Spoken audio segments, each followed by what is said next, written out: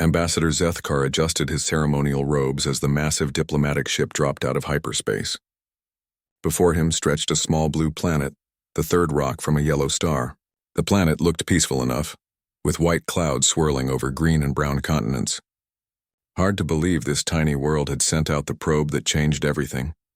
For 300 years, the Galactic Confederation had maintained perfect peace.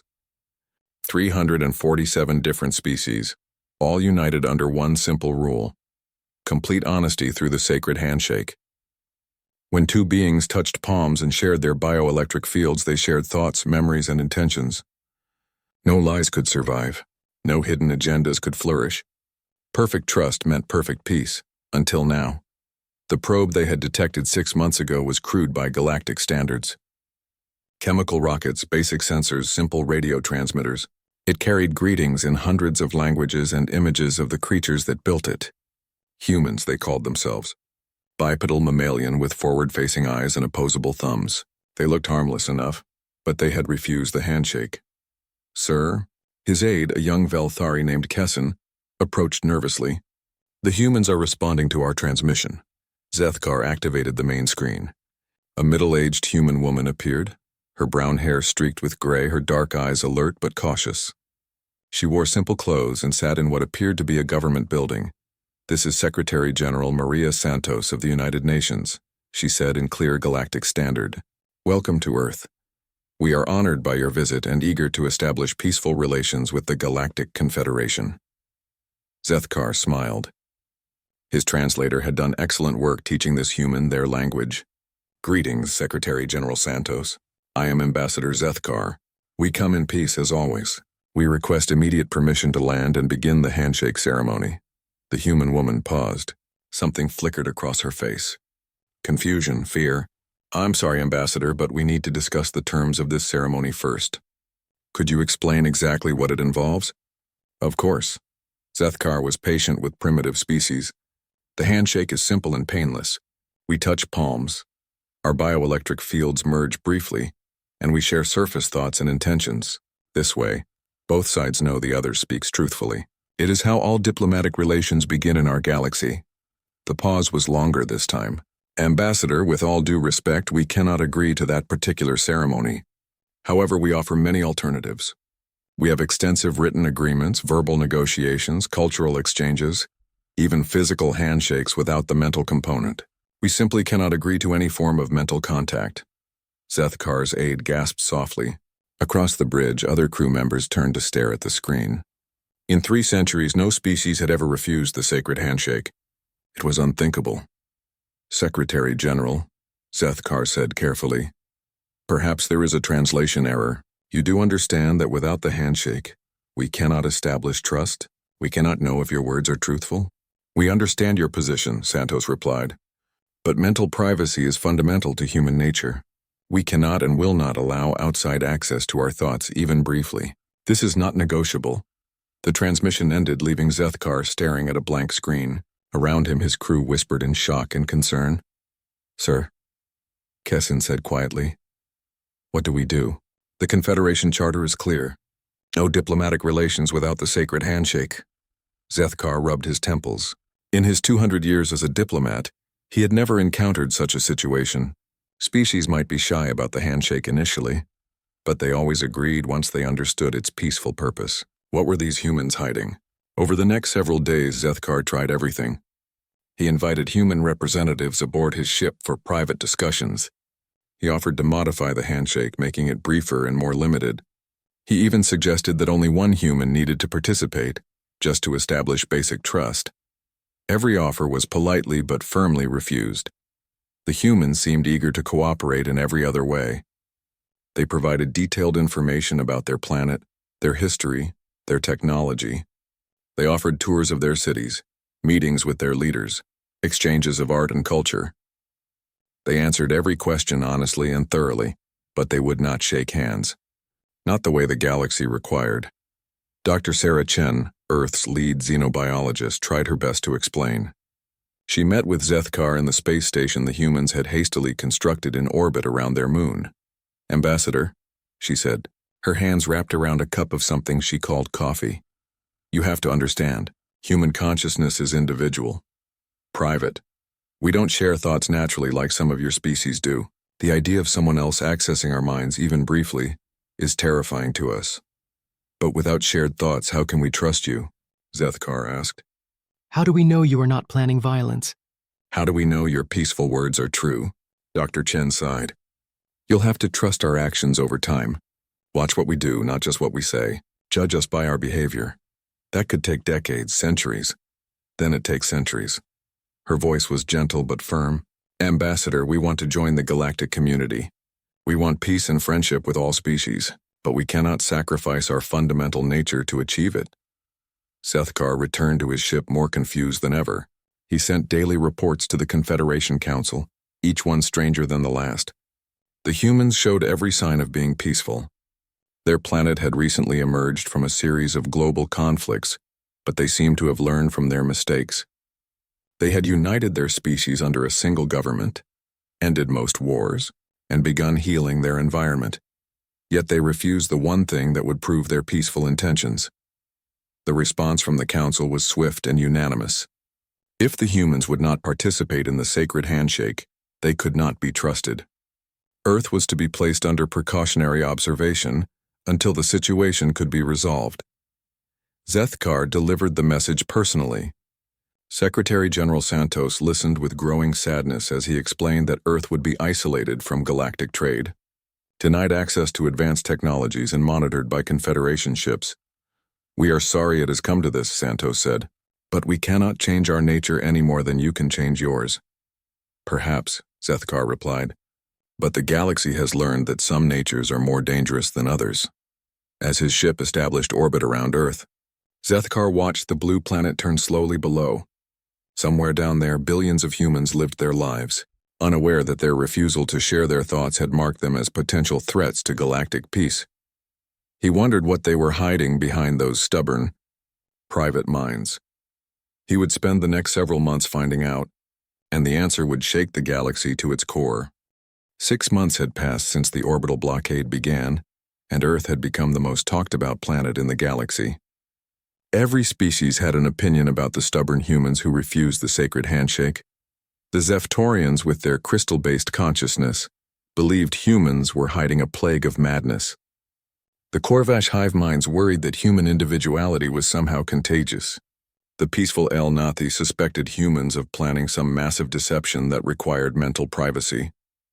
Ambassador Zethkar had been replaced by someone with more authority.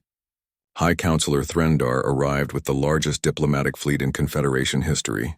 50 ships from 20 different species, all here to solve the human problem. Secretary General Santos looked tired when she appeared on the communication screen.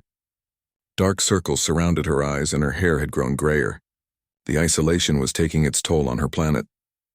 High Counselor, she said with forced politeness. What can we do for you today? Threndar was a Korvash, his insect-like features clicking as he spoke. His species had evolved from colony creatures, and every individual was connected to their hive mind. The concept of mental privacy was literally impossible for him to understand. Secretary General Santos, he buzzed. The Confederation Council has authorized me to make our final offer. Complete technological integration, advanced medical knowledge, clean energy systems, and full membership in the galactic community. All we require is one simple handshake. Santos rubbed her forehead. And our counteroffer remains the same. Full cooperation in all matters, complete transparency in our actions, and binding agreements enforced by any monitoring system you choose. Everything except mental contact. Unacceptable. Threndar's mandibles clicked angrily. We cannot trust a species that hides its thoughts. What are you planning that requires such secrecy? Dr. Sarah Chen leaned forward from her seat beside Santos. Over the months, she had become Earth's primary advocate, trying desperately to bridge the gap between human and alien understanding. High Counselor, we're not hiding anything. We've shared our complete history, including our wars, our mistakes, our darkest moments. We've opened our cities to your observers, allowed your scientists to study our biology, given you access to our art, literature, and philosophy. The only thing we keep private is our individual thoughts, and that's because privacy is essential to who we are. Explain, Threndar demanded. Dr. Chen took a deep breath. She had given this speech dozens of times to dozens of species, and it never seemed to work. Humans think individually. Each person has their own mind, their own ideas, their own perspective. This diversity of thought is what makes us creative, adaptable, resilient. When we solve problems, we get solutions from millions of different angles. When we create art, it comes from millions of unique experiences. Our strength comes from our differences, not our similarities. Chaos, Threndar replied flatly. You describe chaos. We call it freedom. The High Counselor's assistant, a tall, graceful Aelnati named Serenith, stepped forward. Her species communicated through controlled telepathy, sharing emotions and intentions while maintaining individual personalities. Dr. Chen, she said in her musical voice, my people understand the value of individual thought. We do not share a hive mind like the Korvash, but even we participate in the sacred handshake. It is only surface thoughts, basic intentions, simple honesty. Why is this so threatening to humans? Dr. Chen looked at her sadly. Because we've learned that any opening can become a doorway. Any small invasion of privacy can grow into a larger one. Our history is full of people who started by asking for small concessions and ended by taking everything. So you do not trust us, Threndar said. We don't trust anyone with unlimited access to our minds, Santos replied firmly. This isn't about you specifically. We wouldn't accept this arrangement from other humans, let alone alien species we've just met. The negotiations continued for weeks. The Confederation brought in their most skilled diplomats, their most persuasive speakers, their most understanding counselors. They offered bribes and made threats. They promised wonders and warned of isolation. The humans remained polite, helpful, and absolutely inflexible. The galaxy began to worry. On Velthar Prime, home world of the Confederation's founding species, the news channels buzzed with speculation. Popular theories ranged from the scientific to the ridiculous. They must be planning an invasion, insisted Krelnok, a well-known political commentator. Why else would they need mental privacy? They're probably developing weapons we can't imagine. Perhaps they're diseased, suggested Dr. Vental, a respected xenobiologist. Some kind of mental contamination that would spread through the handshake. The most frightening theory came from Professor Yatmer, a historian specializing in pre-Confederation conflicts. What if they've weaponized insanity itself? What if their chaotic thinking is actually a military advantage we can't comprehend? Fear spread through the galaxy like a virus.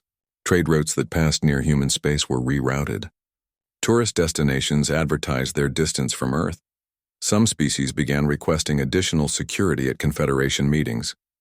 On Earth, the effects of isolation grew more severe. Medical supplies ran short without alien technology. Energy costs soared without access to advanced power systems. Food production struggled as climate change accelerated without galactic environmental assistance. But humans adapted, as they always had.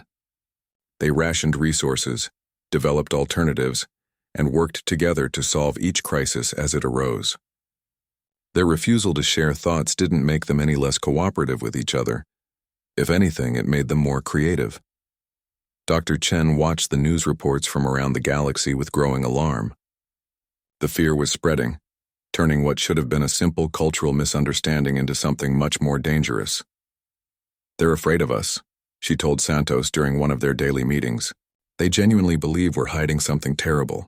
Are we? Santos asked with dark humor. Yes, Dr. Chen replied seriously. We're hiding the fact that we're individuals. And apparently that's the most terrifying thing the galaxy has ever encountered. Outside Earth's atmosphere, the Confederation fleet grew larger each week. What had started as an observation force was beginning to look like a preparation for war. Captain Elena Rodriguez of the Earth Defense Force studied the alien ships through her telescope. Humanity had only just begun to develop interstellar technology when the aliens arrived. Their fleet consisted of converted civilian ships and hastily upgraded military vessels, no match for the advanced alien technology surrounding their planet. But Elena had been reading every report about alien tactics, alien technology, alien thinking, and she was beginning to notice something interesting. The alien ships flew in perfect formations. They communicated constantly with each other. Every decision seemed to require consensus from multiple commanders. They moved like schools of fish, thinking as one. It was efficient, certainly, but it was also predictable. Elena smiled grimly as she watched the alien fleet conduct another perfectly coordinated patrol. If it ever came to a fight, the aliens would expect humans to behave like every other species in the galaxy. They would expect order, consensus, predictable tactics. Instead, they would get chaos, beautiful, creative, absolutely unpredictable chaos, and Elena suspected that might be exactly what humanity needed. Captain Marcus Webb had always been stubborn, but 8 months of blockade had made him desperate. His cargo ship, the Determination, sat in the docking bay of Luna Station loaded with goods that nobody could buy and supplies that nobody needed. The blockade had strangled Earth's economy. Without galactic trade, human merchants like Marcus faced bankruptcy. Worse, Earth needed medical supplies that only alien technology could provide. Children were dying from diseases that galactic medicine could cure in hours. So when Marcus heard rumors about independent traders operating outside Confederation space, he made a decision that would change everything. "You're insane," his wife told him over the comm. "The Confederation has made it clear. No trade with Earth means no trade anywhere." "The Confederation doesn't control the whole galaxy," Marcus replied, checking his ship's fuel levels. "There are independent systems, neutral zones, even some hostile territories that might welcome human goods." "Hostile territories?" "Marcus, you're talking about pirates and raiders." Marcus looked at his cargo manifest.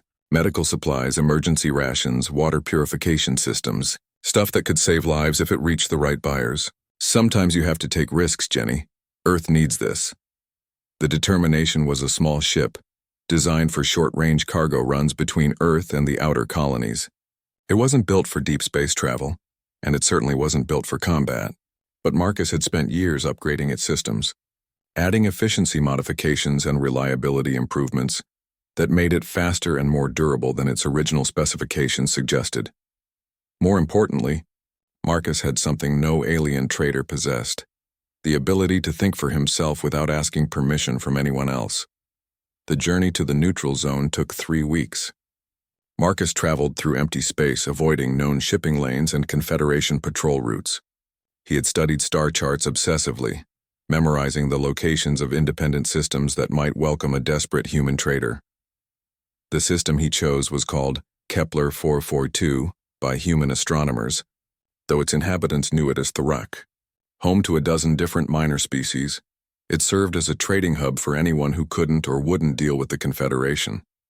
When the Determination dropped out of hyperspace, Marcus immediately knew he was in trouble. 3 ships surrounded him before he could even announce his presence. Skaroth raiders, judging by their design. The Skaroth were one of the few species that had refused to join the Confederation, preferring their traditional lifestyle of raiding and piracy. "Unknown vessel?" A harsh voice crackled over the comm. "You will surrender your cargo immediately. Resistance will result in destruction." Marcus studied the raider ships on his scanner. They were larger than his cargo hauler, better armed and designed for exactly this kind of operation. In any reasonable universe, he should have surrendered immediately. But Marcus had been reading reports about alien tactics for months. He had studied how every species in the galaxy approached conflict, and he had noticed something interesting. They all fought the same way. Alien species, whether peaceful or aggressive, seemed to approach combat like a dance they had rehearsed for centuries.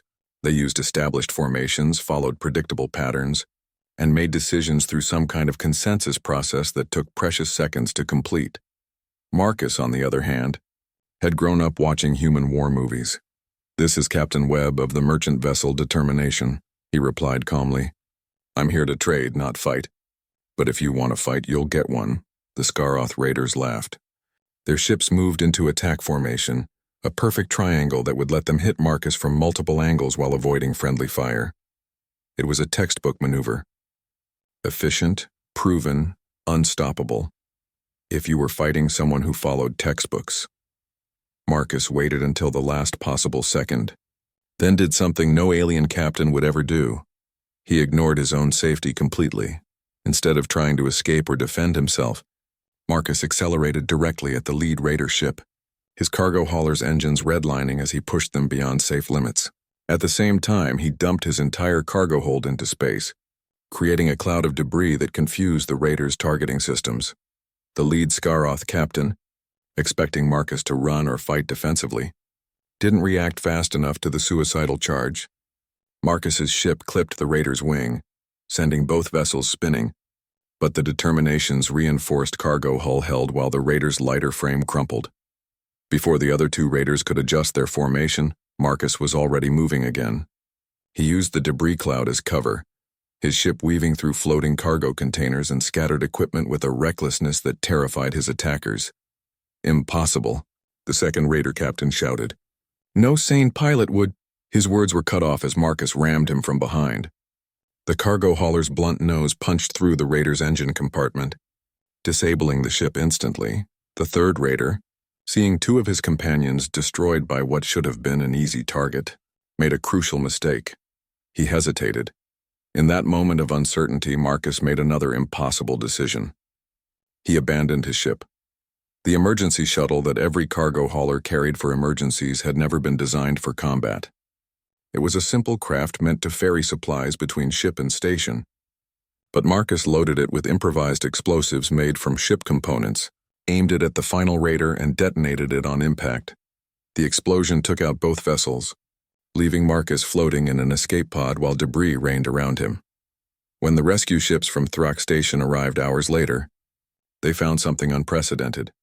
A single human who had destroyed 3 Skaroth raiders using nothing but a cargo hauler and his own insane creativity. The station commander, a grizzled Kethvari named Torgax, studied the debris field with amazement. "How?" he asked Marcus. "The Skaroth are experienced raiders. Their ships were better armed, better armored, better equipped. How did you defeat 3 of them?" Marcus, exhausted and battered, managed a grim smile. "They fought like they expected me to fight like them. Organized, predictable, sane, but I'm human. We don't fight fair, and we don't fight smart. We fight to win." The news spread through the independent systems like wildfire. Within days, every trader, pirate, and neutral system commander in the galaxy had heard the story. A single human had defeated 3 Skaroth raiders using tactics that nobody had ever seen before. More disturbing were the recordings from the raiders' emergency beacons, recovered from the wreckage. The dying Skaroth captain had sent a final transmission that chilled everyone who heard it. "Warning to all vessels. The humans, they fight like chaos demons. No formation, no plan, no coordination. They just do things that make no sense. How do you fight something that doesn't follow any rules?" The message reached Confederation space within a week. High Counselor Threndar listened to it 3 times before calling an emergency session of the council. "This changes everything," he buzzed to the assembled representatives. "We assumed human individuality made them weak, chaotic, inefficient. Instead, it makes them unpredictable, dangerous." Ambassador Kessin, still assigned to monitor Earth, provided additional intelligence that made the situation worse. "Our analysts have studied human military history. They've been fighting each other for thousands of years using exactly these kinds of tactics. Improvisation, individual initiative, creative destruction. They call it thinking outside the box. And now they have access to space technology," added Counselor Veltar of the El Nathi. "What happens when an unpredictable species gains the ability to travel between stars?" The answer came sooner than anyone expected. Within a month of Marcus's victory, human ships began appearing in neutral systems throughout the galaxy. Not military vessels, but converted civilian craft crewed by individuals who made their own decisions, followed their own plans, and fought their own fights. Every encounter followed the same pattern. Alien opponents would use standard tactics, expecting standard responses. Instead, they got chaos. Beautiful, effective, absolutely terrifying chaos. The galaxy began to realize that humanity's refusal to shake hands hadn't been hiding a dark secret or a sinister plan. It had been protecting something far more dangerous: the ability to think as individuals in a universe that had forgotten what individuality could accomplish. And now that ability was loose among the stars. The emergency session of the Galactic Confederation Council lasted for 6 days. Representatives from all 3 M47 member species gathered on the neutral station of Haven Point, their debates growing more heated with each passing hour.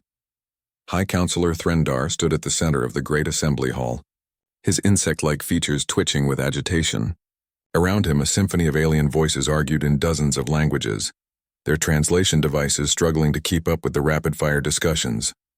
"Order!" Threndar buzzed, his voice amplified through the station speakers. We must reach a decision. The human situation has spiraled beyond our control. Counselor Veltar of the Al-Nathi rose from her crystalline seat, her graceful form shimmering in the hall's light. The reports are clear. In the past 3 months, human vessels have appeared in 17 different systems. Each encounter has resulted in chaos. Chaos that favors them, growled Commander Krexoth of the Skaroth military. His species had suffered the most from human encounters, losing dozens of ships to tactics they couldn't predict or counter. They fight without honor, without coordination, without sense. How do you defeat an enemy that has no strategy? Ambassador Zethkar, recalled from Earth orbit specifically for this session, accessed his personal files. I have studied human military history extensively. They have a saying, no plan survives first contact with the enemy. But for humans, this isn't a problem to be solved. It's a feature of their combat doctrine. The hall erupted in confused chatter. Species that had known only coordinated, consensus-based decision-making struggled to understand the concept of adaptive chaos. Dr. Yathana, the Confederation's leading xenopsychologist, projected a holographic display of human neural patterns. Look at these brain scans. Each human mind operates independently, processing information and making decisions without external input. When they fight together, they're not following a single plan. They're improvising thousands of individual plans simultaneously. Madness, whispered Counselor Meredith of the hive-minded Zaktari. How can such chaos be effective? Because chaos is creative, Veltar replied thoughtfully. When every individual thinks differently, you get solutions that no collective mind would ever consider. We fight with wisdom accumulated over centuries. They fight with ideas invented in the moment. The debate was interrupted by an urgent communication from the frontier. Admiral Gorthon of the Confederation Navy appeared as a hologram, his usually calm demeanor replaced by barely controlled panic. Counselors, he reported, we have a situation in the Vega system. 3 human vessels have engaged our patrol fleet. Early reports indicate significant losses. Threndar's mandibles clicked nervously. How many human ships? 3, sir. Converted civilian craft against 12 of our finest warships. The hall fell silent. 12 Confederation warships represented centuries of military tradition, advanced technology, and coordinated tactics. The idea that 3 human cargo haulers could threaten such a force was unthinkable. What's their tactical assessment? Veltar asked. Admiral Gorthon paused, accessing his reports. The human vessels separated immediately upon contact, each following a completely different strategy. One ship used our own debris as cover while making hit-and-run attacks. Another pretended to retreat, then doubled back through an asteroid field we considered impassable. The third deliberately disabled its own engines to fake a catastrophic failure, then detonated hidden explosives when our rescue ship approached. Suicide tactics? Commander Krexoth asked. No, sir. The human crew evacuated in escape pods moments before detonation. They survived while destroying one of our cruisers. The implications were staggering. The Confederation had maintained galactic peace through superior technology and coordination. But human opponents didn't respect superior technology, and they had no coordination to disrupt. How do you defeat an enemy that thinks faster than your decision-making process allows? How do you predict opponents who don't follow any predictable patterns? We need to end this before it spreads, Threndar declared. I'm calling for a full quarantine of human space. Complete isolation until we can develop countermeasures. That won't work, Ambassador Zethkar said quietly. Humans are already spreading throughout neutral space. Independent traders, mercenaries, explorers. You can't quarantine an idea, and human individuality is an idea. Counselor Veltar accessed the Galactic Communication Network, scanning reports from across known space. He's right. Human concepts are already spreading. I'm seeing reports of non-human individuals refusing consensus protocols, making independent decisions, even questioning hive mind directives. The fear in the hall was palpable now. The Confederation had built galactic civilization on the foundation of shared thought and collective decision-making. If that foundation cracked, everything they had built might collapse. Then we have no choice, Threndar announced grimly. Full military intervention. We end the human threat permanently. The vote was swift and decisive. Despite protests from a few moderate voices, the Confederation authorized the largest military operation in its history. 500 warships from dozens of species, armed with technology that could sterilize planets and equipped with battle computers that could coordinate attacks across multiple star systems. It was massive, overwhelming, and absolutely guaranteed to succeed against any conventional opponent.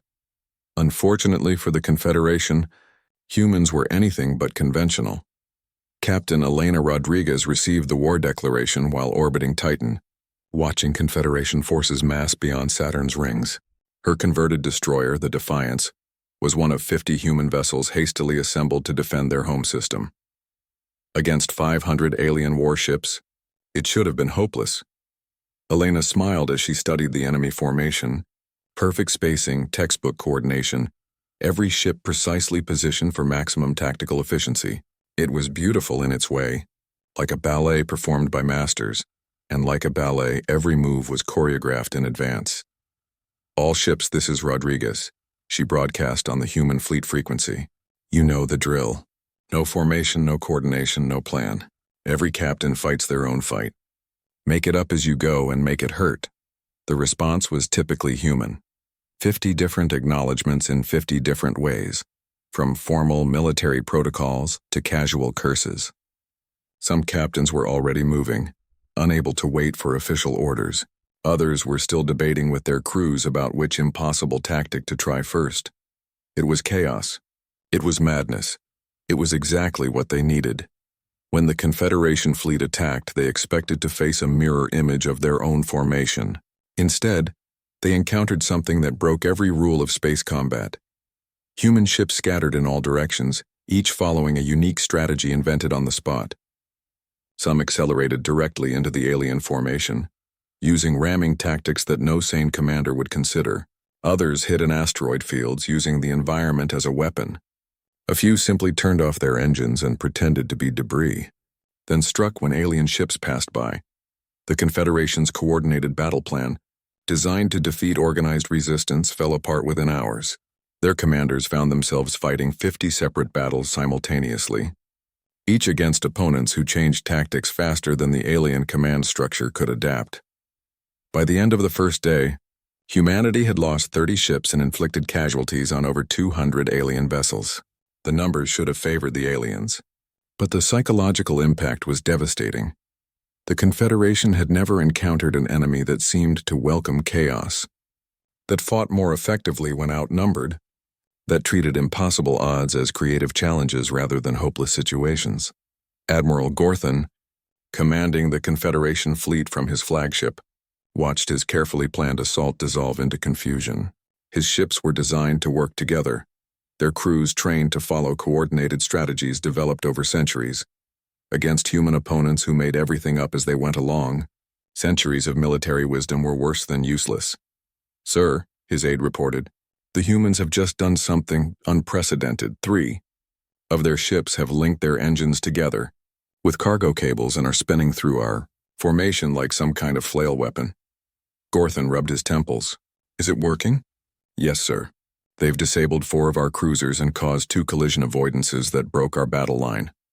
The admiral looked at the tactical display, watching red markers multiply as human ships continued their insane assault. Each marker represented centuries of technological advancement, decades of crew training, and military traditions stretching back to the founding of the Confederation. All of it rendered meaningless by opponents who refused to follow any rules at all. For the first time in his career, Admiral Gorthon began to wonder if the Confederation had made a terrible mistake. Commander Thaxi of the Confederation Navy had never questioned orders in his life. Like all members of his species, the Velthari, he had been raised to value consensus, cooperation, and collective wisdom above personal desires.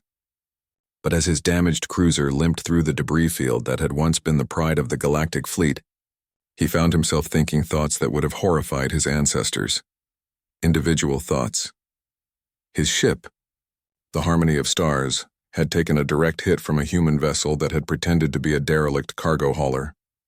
The human captain had waited until the perfect moment, then detonated his ship's reactor while his crew escaped in pods. It was brilliant, insane, and completely impossible to predict or counter.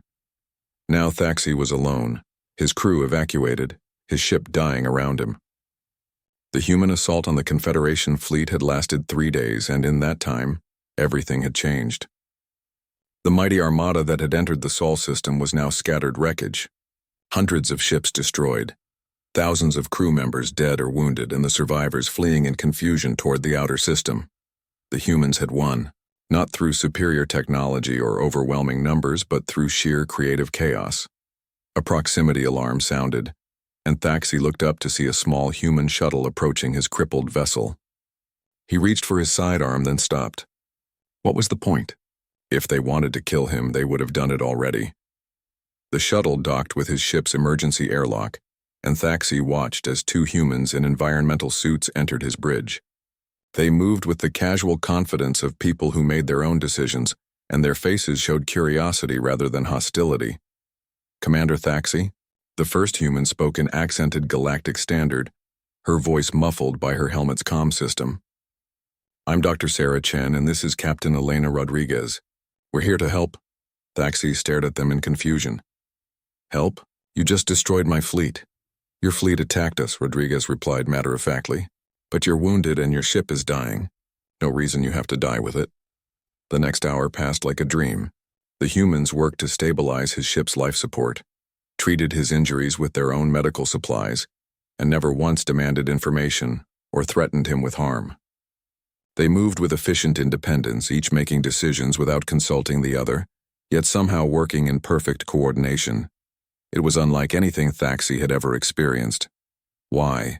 He finally asked as Dr. Chen finished bandaging a cut on his forehead. Why are you helping me? Chen paused in her work, considering the question. Because you need help and we can provide it. Do we need another reason? But I'm your enemy. My people attacked your world. You're not my enemy, Rodriguez said, checking the ship's navigation systems. You're just someone who was following orders from people who were afraid of something they didn't understand. Thaxi felt something crack inside his mind.